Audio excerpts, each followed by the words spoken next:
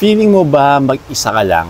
Feeling mo walang nakakaintindi, walang nagmamahal, walang pumapansin? Kahit may mga friends at family ka, but parang lonely pa rin? Because loneliness is an internal state of the heart. May isang babae sa Bible na ganyan din ang nararamdaman. Jesus goes out of His way for that lonely woman.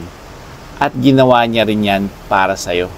Sa John 4, the Samaritan woman, rejected, broken, lonely, looking for love in all the wrong places. 5 failed relationships. Yung pang-anim, hindi pa niya asawa. Pero anong ginawa ni Jesus? He didn't avoid her. He went straight to her. The Bible says, Jesus had to pass through Samaria.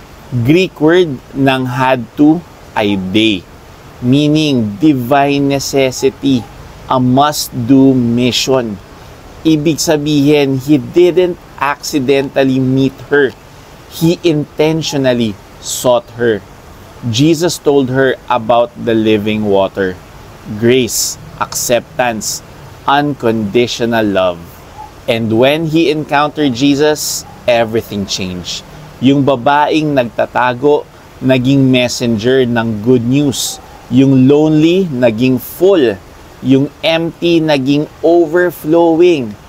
Grace didn't condemn her. Grace restored her. Grace filled her heart. Same goes for you, my friend. Jesus intentionally wants an alone time with you. Keep on listening and reading God's Word. Believe in Jesus, the one who meets you in your loneliness and fills your heart with real love. Declare this with faith.